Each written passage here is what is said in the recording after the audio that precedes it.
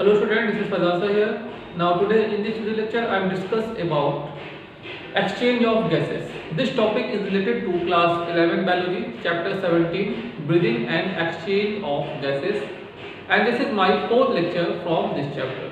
Before it, in this chapter we are discuss about the human respiratory system and also discuss about the process of breathing and also discuss about what is the amount of gases are exchanged at a time of breathing.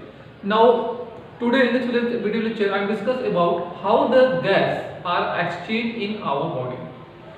As we know, there are only one opening are present in our body that are responsible for the exchange of gases, that are known as nose. तो हमारे body के अंदर क्या होता है, केवल ये दो नोज नजल पैसेज होते हैं जो कि रिस्पॉन्सिबल होते हैं गैस के एक्सचेंज करने के लिए. But the gases, it means the oxygen, are required the all the parts of our body. So here I am going to discuss about how the gases are transported in our body. जैसा हम जानते हैं कि हमारे body के अंदर केवल knows एक स्पेशल ऑर्गन होता है जो कि गैस के एक्सचेंज के लिए रिस्पॉन्सिबल होता है. बट यहाँ पे जो गैस एक्सचेंज हो रही है उसके अंदर जो ऑक्सीजन गैस आएगी, इस ऑक्सीजन गैस की नीड हमारे बॉडी के सभी ऑर्गन को होती है. अब बॉडी के डिफरेंट ऑर्गन तक ये गैस कैसे ट्रांसपोर्ट होगी, इसके बारे में हम डिस्कस करने जा रहे हैं. So the responsibility of the transportation of gas are depend on our blood vessels. It means the blood cells. तो हमारे पास जो ब्लड सेल होती है वो ब्लड सेल करती क्या है, इन गैसेस का एक्सचेंज करने में हेल्प कर रही होती है पूरे बॉडी के अंदर. ये सेक्टर में हमारे पास हार्ट बनाया गया है. This heart are responsible for the exchange of gases into the whole the parts of our body. Here the one misconception present in the student mind. तो यहाँ पे एक मिसकॉन्सेप्ट स्टूडेंट माइंड ये रहता है कि जब हमारे पास ब्रीदिंग प्रोसेस हो रही होती है, मतलब जब गैसेस का एक्सचेंज हो रहा होता है, उस टाइम पे केवल कार्बन डाइऑक्साइड और ऑक्सीजन का ही एक्सचेंज होता है, अदर गैसेस का एक्सचेंज नहीं होता है, जबकि ये बात गलत है. अब हमारे पास जो नोज है, उस नोज के अंदर कोई स्पेसिफिक ऑर्गन नहीं है कि वो एटमॉस्फेयर से केवल कार्बन डाइऑक्साइड और ऑक्सीजन का एक्सचेंज करेगी. एटमॉस्फेयर में जो भी गैसेस होती है वो सारी गैसेस क्या होती है, हमारे नोज के थ्रू होते हुए हमारे लंग्स तक जाती है. जैसे यहाँ पे डायग्राम बनाया गया है, ये हमारी नोज हो गई. अब नोज के पास जो भी गैसेस एटमॉस्फेयर में हो गए, जैसे कि हम लोग बोलते हैं नाइट्रोजन कितनी होती है 78%, ऑक्सीजन होती है 21%, कार्बन डाइऑक्साइड होता है 0.03% and other gases. These all gases are enter from nose to the lung. तो ये क्या होता है, ये सारी गैसेस एटमॉस्फेयर में जो भी गैसेस होंगी सभी गैसेस क्या होती हैं, नोज से होते हुए कहाँ पहुंचेगी, पहले फाइल से जाएगी. Now then trachea. अब तो ट्रैकिया होती है, कितनी होती है लेंथ में, near about 10 to 12 centimetre. Now this trachea divided to bronchus. Now this bronchus divided to primary bronchus, secondary bronchus, tertiary bronchus and terminal bronchus. Terminal bronchus क्या होता है, जहां पे एल्वुलाई डायरेक्टली कनेक्ट करती है. तो इस तरह से जो गैस बाहर से आ रही है उसके अंदर डस्ट पार्टिकल भी होंगे. उस डस्ट पार्टिकल को रोकने के लिए यहाँ पे क्या होते हैं, नजल हेयर होते हैं. Now this nasal hair are responsible to trap the dust particle. In the same way, the mucus gland also present, that also responsible to maintain the amount of temperature of air. In the same way, the sinus are present here. These sinus are responsible to sense the smell of the gases. Now, this gas transfer from nasal cavity to the pharynx. अब pharynx क्या होता है? It is the common opening from the buccal cavity and nasal cavity. Now, this gas transfer from pharynx to trachea, and after it, trachea divided into two parts that are known as the bronchus. Now bronchus divide primary bronchus, tertiary bronchus, secondary bronchus, terminal bronchus, and then alveoli, where the gas are exchanged. So here question arises that why the gases are exchanged in the alveoli. जैसा हमने यहाँ पे देखा कि knows से होते हुए gases transport हो रही थी, जहाँ पे नजल हेयर ने क्या किया, उसको रोक लिया. फिर गस ग्लैंड ने क्या किया, यहाँ पे उसके टेम्परेचर मेंटेन की. फिर साइनस ने क्या किया, उसको स्मेल का सेंस कराया हमें. इसके बाद ये गैसेस फेरिंक्स से होते हुए, ट्रैकिया से होते हुए, ब्रोंकस से होते हुए, primary bronchus, secondary bronchus, tertiary bronchus से होते हुए कहाँ पे आ गई, एल्वुलाई के अंदर आ गई. अब एल्वुलाई में क्या होता है, गैस का एक्सचेंज होता है. तो यहाँ पे क्वेश्चन ऐसा होता है कि आखिर एल्वुलाई के अंदर ही गैस का एक्सचेंज क्यों हो रहा है, because the surface area of alveoli are very thin. यहाँ जो एल्वुलाई होती है वो बनी होती है स्क्वैमस एपिथेलियल सेल्स की. और स्क्वामस एपिथेलियल सेल की जो सरफेस एरिया होती है बहुत ज्यादा थिन होती है, पतली होती है, इसकी वजह से यहाँ पे गैस का एक्सचेंज हो पाता है। और गैस का एक्सचेंज कैसे होगा? Occurs through blood capillaries, blood vessels यानी कि आर्टरी और वेन नहीं होगा, यहाँ पे क्या होगा? ब्लड कैपिलरीज होगी। Artery and vein are connect with the help of capillaries. तो यहाँ पे होता क्या है कि जो ब्लड कैपिलरीज होती है उनकी सरफेस एरिया काफी पतली होती है, थिन होती है, तो अब यहाँ पे गैस का एक्सचेंज हो सकता है। जबकि आर्टरीज और वेन की जो वॉल होती है थिक होती है, मोटी होती है, इसलिए यहाँ पे अगर आर्टरी और वेन आके लगेगी तो यहाँ पे गैस का एक्सचेंज नहीं हो पाएगा। इसलिए क्या होता है, यहाँ पे कैपिलरीज लगी होती है। Now this capillaries are helpful to exchange of gases. अब यहाँ पे गैसेस का एक्सचेंज कैसे होता है इसके बारे में बात कर लेते हैं। तो गैसेस का एक्सचेंज कैसे होता है? हमारे पास एल्वलाई से होता है, वो ब्लड में आता है। तो ये हमारे पास एल्वलाई हो गई, एल्वलाई आपको ये दिखाई गया डायग्राम के थ्रू। नाउ ब्लड वेसल्स, तो ये ब्लड वेसल्स दिखा रहे हैं यहाँ पे, ये ब्लड वेसल्स हो गए। अब ये ब्लड वेसल्स जो आ रहे हैं कहाँ से आएंगे? ये आएंगे डायरेक्टली हार्ट से पंप होके। तो हार्ट के पास इसके टोटल 4 चैम्बर होते हैं। ये हमारा होता है राइट ऑरिकल, ये होता है लेफ्ट ऑरिकल, ये होता है राइट वेंट्रिकल, ये होता है लेफ्ट वेंट्रिकल। अब राइट ऑरिकल और राइट वेंट्रिकल में होता है डीऑक्सीजनेटेड ब्लड, मतलब कि ऐसा ब्लड जहां पे कार्बन डाइऑक्साइड की कंसंट्रेशन ज्यादा होती है और ऑक्सीजन की कंसंट्रेशन कम होती है। अब इसके बाद ये डीऑक्सीजनेटेड ब्लड जाता है लंग्स के अंदर। लंग्स में जाने के बाद एल्वलाई तक पहुंचेगा। ये एल्वलाई तक जाते जाते क्या होता है, नंबर ऑफ कैपिलरीज डिवाइड कर जाता है और ये कैपिलरीज डायरेक्टली कनेक्ट करती है किससे? एल्वलाई से। अब लंग्स में जाने के बाद ये नंबर पार्ट डिवाइड किया, नंबर पार्ट डिवाइड करने के बाद एक डिवाइड किया कैपिलरीज में। अब ये नंबर कैपिलरीज क्या होगी? डायरेक्टली कवर करेगी एल्वलाई को। अब ये एल्वलाई के अंदर गैस का एक्सचेंज होगा। अब गैस का एक्सचेंज होने के बाद यहाँ पे होता क्या है कि इस कंडीशन में ऑक्सीजन दिया जाएगा और कार्बन डाइऑक्साइड को लिया जाएगा। अब ऐसा क्यों होता है अभी आगे डिस्कस करेंगे यहाँ पे। अब यहाँ पे क्या हुआ कि जो ब्लड एल्वलाई से होकर बाहर निकला वहां पे क्या होगा? ऑक्सीजन की कंसंट्रेशन ज्यादा हो जाएगी, जबकि कार्बन डाइऑक्साइड की कंसंट्रेशन यहाँ पे कम हो जाएगी। यानी कि CO2 की कंसंट्रेशन कम हो गई, ऑक्सीजन की कंसंट्रेशन ज्यादा हो गई। यानी कि ब्लड ने क्या किया? ऑक्सीजन ले लिया। अब ये ऑक्सीजनेटेड ब्लड ट्रांसफर होगा पल्मोनरी वेन से होते हुए हमारे पास लेफ्ट एट्रियम में, फिर लेफ्ट एट्रियम से आएगा लेफ्ट वेंट्रिकल में, फिर लेफ्ट वेंट्रिकल से जाएगा बॉडी के पास। तो यहाँ पे जो मेन वे आर्टरी होती है उसको बोलते हैं aorta. This is known as the systemic artery या एओर्टा।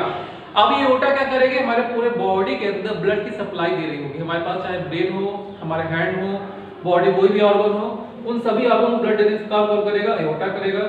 अब वो ब्लड कैसा होगा? ऑक्सीजनेटेड ब्लड होगा, जहां पे ऑक्सीजन कंसंट्रेशन ज्यादा होती है और कार्बन डाइऑक्साइड कंसंट्रेशन कम होती है। अब इसके बाद ये ब्लड होते हुए बॉडी के अदर पार्ट में जाएगा। तो अदर पार्ट में जाने के बाद यहाँ पे क्या है? ऑक्सीजन कंसंट्रेशन ज्यादा है, तो जिस जगह पे ऑक्सीजन की डिफिशियंसी होगी वो उसको ऑक्सीजन देता जाएगा और वहां से कार्बन डाइऑक्साइड को लेता जाएगा और वो लेते हुए फिर से वापस जब आने लगता है तो यहाँ पे क्या होता है?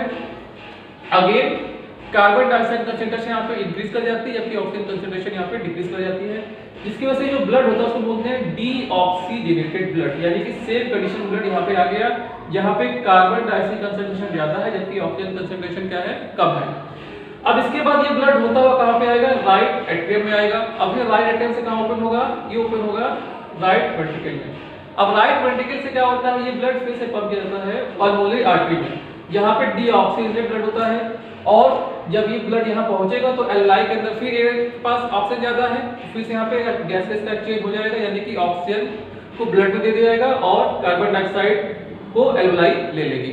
तो इस तरह से गैसेस का एक्सचेंज होता है हमारे बॉडी के अंदर। अब यहाँ पे जो सर्कुलेटरी सिस्टम चल रहा है उसको बोलते हैं डबल सर्कुलेटरी सिस्टम। इसके बारे में डिटेल में स्टडी आपको नेक्स्ट चैप्टर में कराई जाएगी। तो यहाँ हम लोग को बात करना है एक्सचेंज ऑफ गैसेस के बारे में। अब ये बात कर लेते हैं कि आखिर ऐसा क्यों हो रहा है कि हमारे पास जो एल्वलाई रीजन है, एल्वलाई रीजन गैस को दे रही है ब्लड को और ऑक्सीजन को ले रही है, जबकि हमारे पास जो बॉडी टिश्यू है, बॉडी टिश्यू क्या कर रहा है? ये ऑक्सीजन को ले रहा है, कार्बन डाइऑक्साइड को रिटर्न कर दे रहा है। यानी कि जो ब्लड है यहाँ पे दो तरह के एक्टिविटी शो कर रहा है। यहाँ क्या कर रहा है ब्लड? यहाँ हमारा ब्लड कर रहा है ऑक्सीजन को लेने काम कर रहा है, कार्बन डाइऑक्साइड को देने काम कर रहा है। यहाँ ब्लड क्या कर रहा है? यहाँ ब्लड कर रहा है ऑक्सीजन को दे रहा है, जबकि यहाँ पे कार्बन डाइऑक्साइड को ले रहा है। दोनों तरफ ये अपोजिट वर्क दिखा रहा है। अब ऐसा क्यों होता है इसके बारे में बात कर लेते हैं। तो ऐसा हम लोग जानते हैं कि हमारे पास जो गैसेस का एक्सचेंज होता है कैसे होता है, due to the high pressure to low pressure. तो यहाँ पर भी सब एक्टिविटी डिपेंड करी प्रेशर के ही बेस पे। तो पार्शियल प्रेशर जो होता है जहाँ पे ज्यादा होगा और जिस डायरेक्शन पार्शियल प्रेशर कम होगा उस डायरेक्शन में गैस मूव कर जाएगी। जैसा हमने वीडियो सेकंड में बात किया था कि जब गैसेस का एक्सचेंज हो रहा होता है इन टाइम ऑफ ब्रीदिंग, तो ब्रीदिंग टाइम में गैसेस लंग्स में क्यों आ रही थी, जब लंग्स का प्रेशर कम था और बाहर का प्रेशर ज्यादा था। So the gas move from the high pressure to low pressure. तो गैस क्या होती है, ऑलवेज मूव करती है high pressure to low pressure.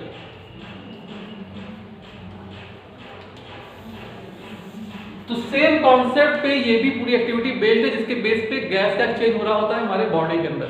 तो यहाँ हम लोग बात करते हैं पार्शियल प्रेशर की। तो जो एटमॉस्फेयर में कार्बन डाइऑक्साइड और ऑक्सीजन का पार्शियल प्रेशर होता है वो रिपोर्ट किया गया है near about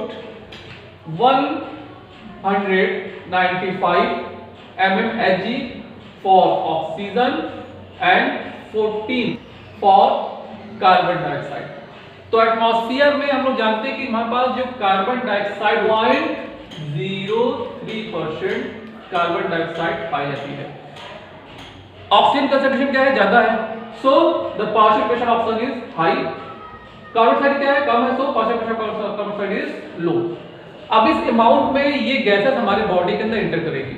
now the partial pressure in the alveoli region is about 104 for the oxygen and 40 for carbon dioxide। अब यहाँ पे ये ऑक्सीजन की अमाउंट कम क्यों हो रही है, क्योंकि जब ये गैसेस नोज से होते हुए, फेरिंक्स से होते हुए, ट्रैकिया से होते हुए, bronchus, private bronchus, secondary bronchus से होते हुए लंग्स तक पहुंचती है, तो यहाँ पे लॉट ऑफ गैसेस का यूज हो जाएगा थ्रू दिस ऑर्गन। अब जितने ऑर्गन से ये गैस पास होती आएगी वो ऑर्गन क्या करेंगे, डायरेक्टली इस ऑक्सीजन को ले लेंगे, जिसकी वजह से क्या होता है कि यहाँ तक पहुंचते पहुंचते एल्वेलाई तक जाते जाते इस ऑक्सीजन की कंसंट्रेशन कम हो जाती है। So the partial pressure of oxygen are reported 104 but the partial pressure of carbon dioxide are remain same here. Now this gas are present in the alveoli, after it is transported from alveoli to blood. अब इसके बाद क्या होता है कि ये gas alveoli से निकल के पहुंच जाती है ब्लड के अंदर। मतलब ब्लड के अंदर क्यों हो रहा है, क्योंकि ब्लड के पास जो गैस आ रही है कौन सी आ रही है, यहाँ पे ये आ रही है हमारे पास डीऑक्सीजनेटेड ब्लड, जहाँ पे पार्शियल प्रेशर जो ऑक्सीजन का है वो है 40 mmHg, जबकि पार्शियल प्रेशर जो कार्बन डाइऑक्साइड का है वो कितना है 45 mmHg। Hg क्या है, मरकरी, जिसके बेस पर हम लोग पार्शियल प्रेशर को नोट करते हैं। अगर इसको हम लोग ध्यान देखें तो यहाँ पे क्या है, ऑक्सीजन 104 है, जबकि यहाँ पे ऑक्सीजन कितनी है, केवल 40 है, यानी यहाँ पे ज्यादा यहाँ पे कम है। तो गैस मूव कर जाएगी एल्वेलाई से ब्लड में, क्योंकि ब्लड में ऑक्सीजन कम है। अगर हम यहाँ पे देखें तो ब्लड के अंदर कार्बन डाइऑक्साइड 45 है, जबकि एल्वेलाई कितना है, केवल 40 है। So gas carbon dioxide move from blood to alveoli. इसलिए होता यहाँ पे ये है कि गैसेस के अंदर जो ऑक्सीजन होती है वो एल्वेलाई को छोड़ के आ जाएगी ब्लड के अंदर, जबकि जो ब्लड के अंदर कार्बन डाइऑक्साइड होती है वो कार्बन डाइऑक्साइड ब्लड को छोड़ के जाती है एल्वेलाई के अंदर। तो जो सारा खेल चल रहा है कैसे पे चल रहा है, प्रेशर पे डिपेंड कर रहा है, यानी कि पार्शियल प्रेशर जहां ज्यादा होगा वहां पे गैस मूव करेगी कम वाले की तरफ। अब क्या हुआ, अब जब गैस यहाँ पे आ जाती है तो ये ब्लड डीऑक्सीजनेटेड से ऑक्सीजनेटेड में कन्वर्ट जाता है, यानी कि यहाँ पे क्या होता है, ऑक्सीजन की अमाउंट बढ़ जाती है जबकि कार्बन डाइऑक्साइड की अमाउंट डिक्रीज कर जाती है। So this type of blood are known as the oxidated blood. अब यहाँ पे जो हमारे पास ऑक्सीडेटेड ब्लड आता है इसके अंदर पार्शियल प्रेशर ऑक्सीजन 95 हो जाएगा, जबकि कार्बन डाइऑक्साइड अभी तक एज इट इज सेम है, इसके अंदर कोई चेंजेस नहीं आया। ये क्या था, यहाँ 40 था, यहाँ 40 था, यहाँ 40 था, लेकिन ऑक्सीजन की अमाउंट लगातार कम होती जा रही है। कम क्यों हो रही है, क्योंकि जिस जिस पार्ट से ये होता हुआ जाएगा वो सारे पार्ट क्या करेंगे, ऑक्सीजन का यूटिलाइजेशन करते जाएंगे। सो the partial pressure of oxygen continuously decrease, क्योंकि जो बॉडी के जितने भी ऑर्गन है वो सारे ऑर्गन इनका लगातार यूज करते रहते हैं, जिससे क्या होता है इनकी कंसंट्रेशन कम होती जाती है और इनका अमाउंट भी धीरे धीरे कम होगा, जिसकी वजह से यहाँ पे पार्शियल प्रेशर धीरे धीरे डिक्रीज करने लगता है। लेकिन फिर भी यहाँ पे क्या है, पार्शियल प्रेशर ऑक्सीजन का कार्बन डाइऑक्साइड के में काफी ज्यादा है। अब यहाँ पे ये ऑक्सीजनेटेड ब्लड पूरे बॉडी के अंदर सर्कुलेट कर रहा होगा। सर्कुलेट करते करते जब ये बॉडी के डिफरेंट टिश्यू, ऑर्गन या सेल तक पहुंचता है तो सेल के पास क्या होगा, रिस्पायरेशन होगा। After respiration they use the glucose molecule and convert it carbon dioxide and water. अब यहाँ पे जो सेल होती है वो करती क्या है, रिस्पायरेशन प्रोसेस परफॉर्म करती है, जिसके पास वो करते हैं ग्लूकोज मॉलिक्यूल को ब्रेक कर देते हैं और ब्रेक करने के बाद कार्बन डाइऑक्साइड और वाटर को फॉर्म करते हैं, जिसकी वजह से यहाँ पे ये ऑक्सीजन तो खत्म हो गई लेकिन कार्बन डाइऑक्साइड का अमाउंट लगातार बढ़ता रहता है, जिसकी वजह से इन सेल के पास कार्बन डाइऑक्साइड ज्यादा होती है जबकि ऑक्सीजन बहुत ज्यादा कम अमाउंट होती है। तो यहाँ पे रिपोर्ट किया गया कार्बन डाइऑक्साइड जो होता है इस कंडीशन में ये होता है 45 जबकि ऑक्सीजन होता है केवल 40 mmHg, यानी कि यहाँ पे ऑक्सीजन की कंसंट्रेशन कार्बन डाइऑक्साइड के कंपैरिजन में कम है। अब जो गैस आ रही है उस गैस में क्या है, जैसे कि यहाँ पे जो गैस आई है मतलब कि जो ब्लड के थ्रू गैस आ रही है, यहाँ पे पार्शियल प्रेशर 95 है ऑक्सीजन का, जबकि कार्बन डाइऑक्साइड कितना है केवल 40 है। जबकि यहाँ पे जो ब्लड है जो मतलब कि जो सेल है उसके अंदर ऑक्सीजन कितना है वो है 40 और कार्बन डाइऑक्साइड कितना है वो है 45। तो पार्शियल प्रेशर अब यहाँ पे अगर देखा जाए तो ऑक्सीजन का अमाउंट यहाँ पे ज्यादा है और यहाँ पे कम है। So oxygen move from blood, यानी यहाँ से क्या होगी इन आवर सेल और tissue. In the same way if you talk about carbon dioxide, तो कार्बन डाइऑक्साइड की पार्शियल प्रेशर हमारे पास बॉडी शेयर टिश्यू में ज्यादा है जबकि ब्लड के अंदर कम है, तो कार्बन डाइऑक्साइड यहाँ से हम ऊपर जाएगी।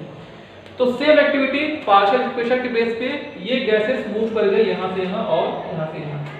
अब क्या होगा, जब लगातार ये ब्लड पूरे बॉडी से होता हुआ वापस आ रहा होगा तो ये क्या करेगा, पूरे बॉडी के अंदर जहां जहां ऑक्सीजन कमी होगी वहां ऑक्सीजन देगा और जहां पे कार्बन डाइऑक्साइड ज्यादा हो उनसे कार्बन डाइऑक्साइड को लेता जाएगा।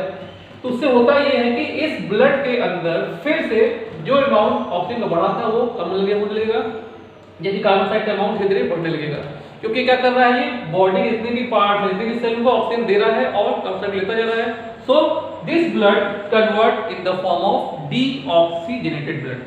अब क्या होगा, ये ब्लड कन्वर्ट हो जाएगा डीऑक्सीजनेटेड ब्लड के फॉर्म में, जिसके बाद हम लोग देखते हैं पार्शियल प्रेशर होता है 40 और कार्बन डाइऑक्साइड होता है 45। मतलब कि जो कंसंट्रेशन यहाँ पे थी टिश्यू और सेल की सेम कंसंट्रेशन इस ब्लड की हो जाती है, जिसकी वजह से जो ये टिश्यू थे जो सेल थे उनको ऑक्सीजन मिल गई और उन्होंने अपने कार्बन डाइऑक्साइड को वापस ब्लड के अंदर रिटर्न कर दिया।